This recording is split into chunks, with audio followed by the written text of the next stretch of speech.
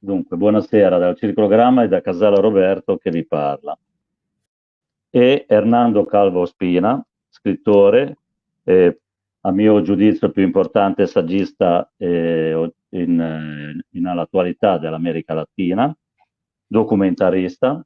Ricordo il suo ultimo libro che è uscito alcuni mesi fa, L'enigma del Kuber, già tradotto in varie lingue e presentato in Italia, adesso sarà presentato in Venezuela, è stato presentato in Argentina, accolto estremamente bene, e li ringrazio per aver accettato di intervenire in questa diretta. Niente, io quindi darei la parola a Hernando per questo primo intervento. Muchas gracias por esta nueva invitación que ustedes me hacen para participar de este programa que regularmente organiza la Asociación Italia-Cuba, coordinado por Roberto y siempre con el apoyo de Walter. Sì. Vi ringrazio per l'invito e per questo programma che periodicamente viene organizzato dall'Associazione Italia-Cuba e coordinato da Roberto. Yo creo que la historia de Estados Unidos en América Latina, como en otros lugares de este mundo, ha sido una historia de terror y de saqueo. Credo che la storia dell'America Latina, come altri luoghi in questo mondo, è stato sempre una storia di terrore e di saccheggio. Llevado por Estados Unidos. Portato avanti dagli Stati Uniti. En particular después de la Segunda Guerra Mundial, Estados Unidos entra como único vencedor, así se lo dijo, a apoderarse totalmente o acabar de apoderarse totalmente de América Latina. E soprattutto dopo la Seconda Guerra Mondiale gli Stati Uniti come vincitori entrano a prendersi in mano tutta l'America Latina. Como ya lo he dicho en otras ocasiones, Estados Unidos desde ese momento prepara a los ejércitos latinoamericanos y canadienses también para responder a una posible invasión extranjera, o sea, a la Unión Soviética, o sea, a la llegada del comunismo. Gli Stati Uniti preparano i governi, gli eserciti latinoamericani e anche canadesi a una possibile invasione straniera che possa nuocere anche agli Stati Uniti. Y a pesar de ello, quien comienza realmente las agresiones en el continente fue lo mismo de Estados Unidos, o ya comienzan o continúan, como se vio en las invasiones a República Dominicana, como el derrocamiento al presidente Jacobo Arbenz en Guatemala y otros golpes de Estado que se dieron antes de 1960 en el continente. In realtà sono sempre gli Stati Uniti quelli che iniziano queste aggressioni, queste invasioni, come lo è stato nella Repubblica Dominicana o il colpo di Stato contro Arbenz in Guatemala. Tutto questo fino agli anni 60. Ahora, ustedes saben bien, o espero, o se los cuento, que la Revolución Cubana en 1959 dio un vuelco total a toda esta estrategia, todo este organigrama militar que tenía Estados Unidos para il continente. Voi sapete bene, o se no vi racconto, che la rivoluzione cubana ha dato una svolta totale a questo programma, questo programma che aveva gli Stati Uniti per tutto il continente. Porque Estados Unidos con la Revolución Cubana se da cuenta que el enemigo no era la Unión Soviética, que el enemigo no venía de afuera, que el enemigo estaba adentro del continente, y eran los pobres.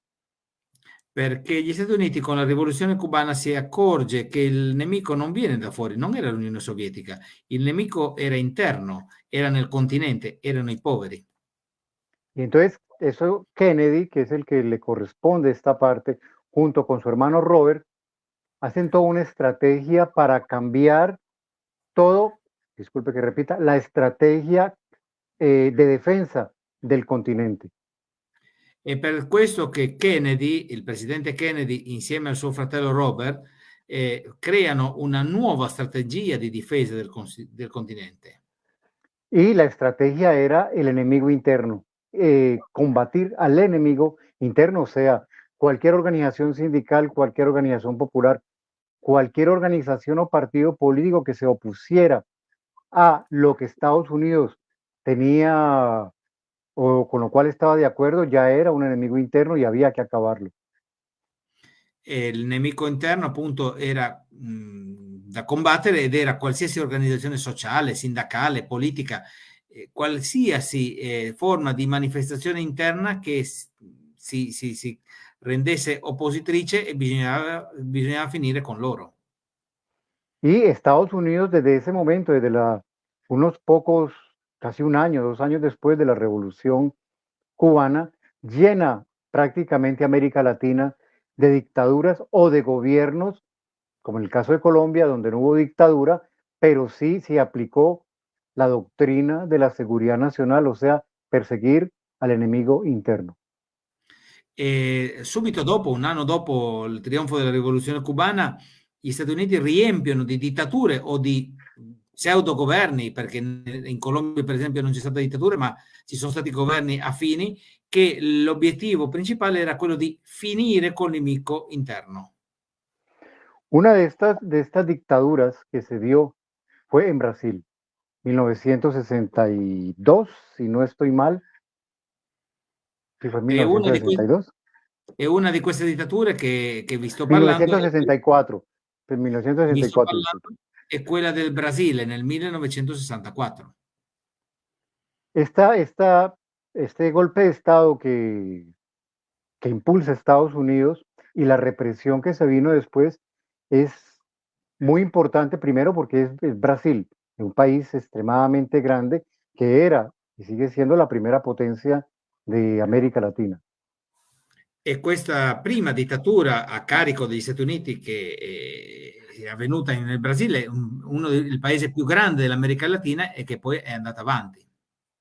Y en Brasil comienza la masificación de la tortura, algo que ya existía en el continente, pero que en Brasil se vuelve algo masivo, algo que se extiende de las Fuerzas Armadas hacia la población que era opositora. È proprio in Brasile che evolve la tortura, che prima esisteva ma era una cosa sporadica e in Brasile diventa di massa. Hablo de esto porque quiero llegar a, teniendo en cuenta que la compañera argentina nos acompaña ahora, a esto, y es que una de las formas de tortura más regulares que existió en Brasil fue la famosa picana. E arrivo a questo perché voglio già portare sull'argomento per poi accompagnare quello che ci dirà la compagna argentina, perché in Brasile una delle torture più comuni che c'è stata è la famosa picana. La picana es una cajita, ¿no? Que produce electricidad, que no mata, pero que sí hace mucho daño en el cuerpo. E la picana in pratica è una scatoletta, una piccola scatoletta che produce elettricità che non uccide ma fa tanto danno nel corpo. Lógicamente, si se excede la electricidad o la cantidad y usted sufre el corazón, pues hay grandes posibilidades de que lo maten con esta famosa picana. Naturalmente, se si eccede nella quantità o nell'elettricità e uno soffre del cuore, è probabile che venga ucciso con questa picana. ¿Por qué hablo de esta picana y qué relación tiene con la intervención que esperemos que nos haga la compañera? Y es que la picana fue inventada por un argentino. Perché parlo della picana e della sua invenzione?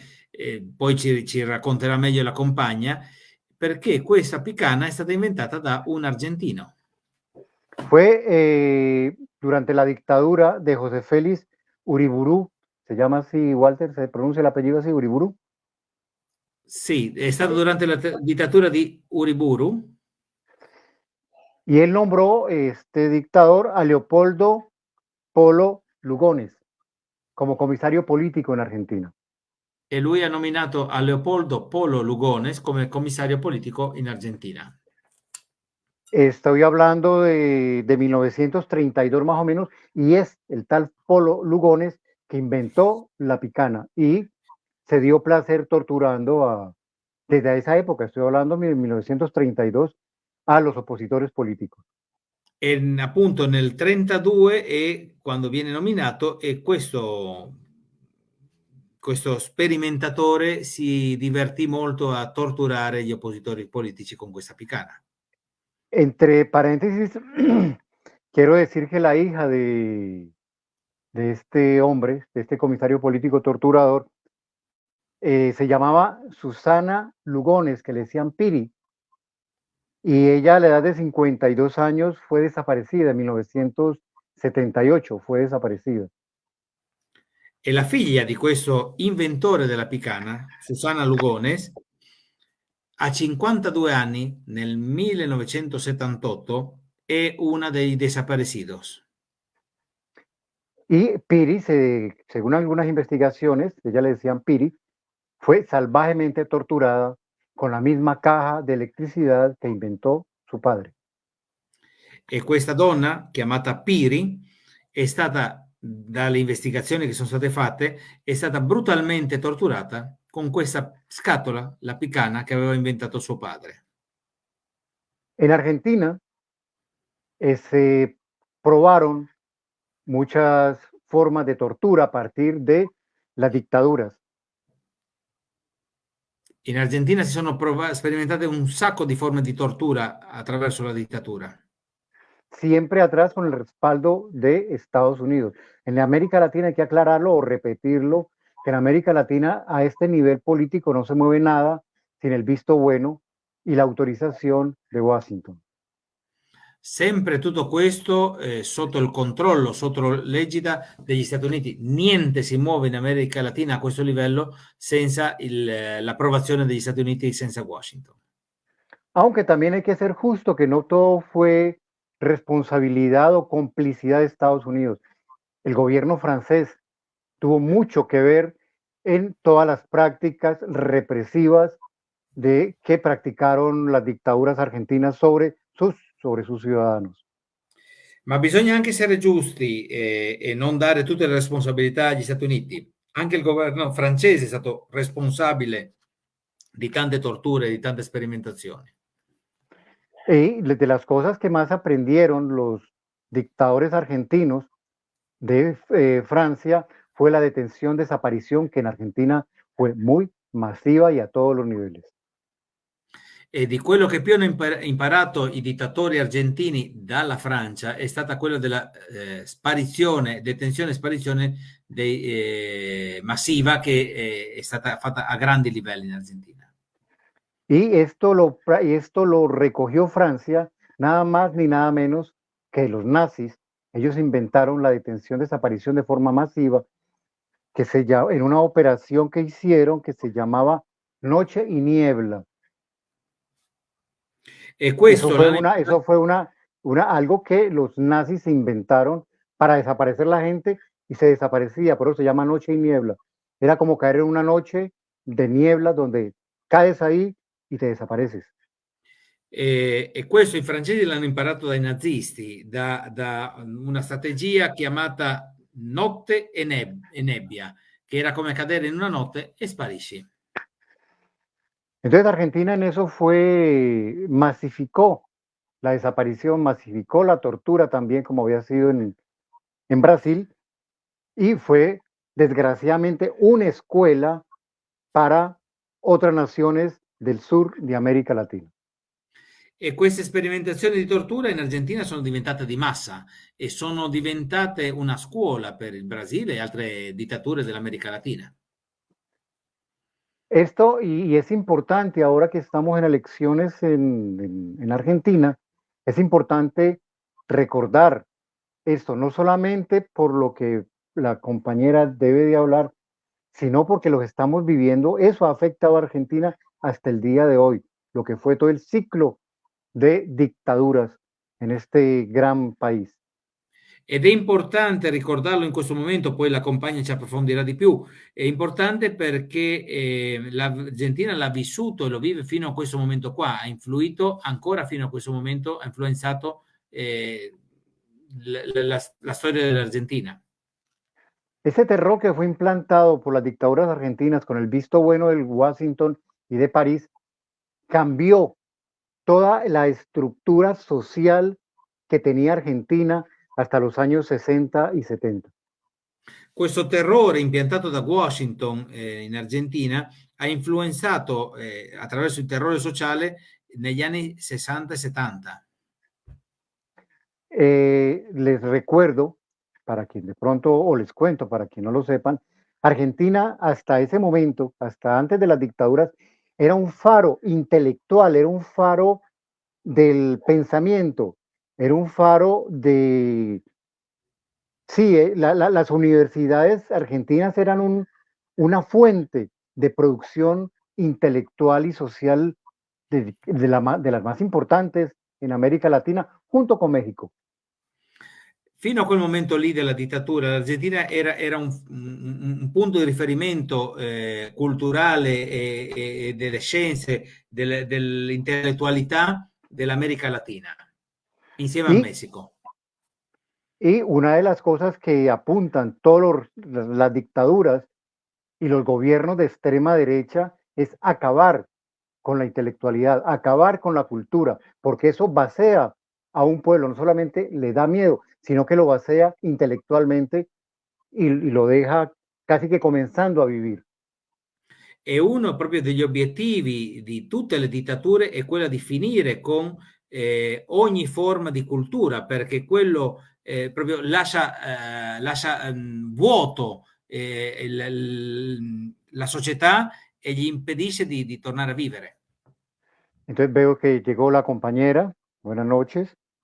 Vedo che è arrivata la compagna, buonasera. Entonces, esto es lo que pensaba hacer esta pequeña introducción sobre lo que ha sido el terror de Estados Unidos que ha distribuido por el continente y que se focalizó en un momento dado en el Cono Sur y particularmente en Argentina. Questa è l'introduzione che pensavo fare, che era quella di farvi capire che gli Stati Uniti si sono introdotti col terrore in tutto il continente dell'America Latina. Y esto se da a partir de la Revolución Cubana, porque Estados Unidos no deseaba que en ningún país se volviera a establecer otra Cuba. E questo avviene soprattutto dopo il trionfo della rivoluzione cubana, perché gli Stati Uniti non volevano che in nessun altro paese si sviluppasse una situazione come un'altra Cuba. Y como decía Roberto al comienzo, es en esta Cuba de los primeros años de la revolución y hasta el día de hoy prácticamente, que Estados Unidos crea todo un sistema de terror psicológico, publicitario, terrorista, y que de una u otra manera lo llevó por el continente latinoamericano, tratando de evitar cualquier movimiento social che se le oppusiera a los designios de Washington. Ed è appunto dal trionfo della rivoluzione cubana in questa Cuba che gli Stati Uniti sviluppano una forma di terrore sociale, ideologico, di tutti i generi, che lo trascina in tutto il resto dei paesi del continente sudamericano.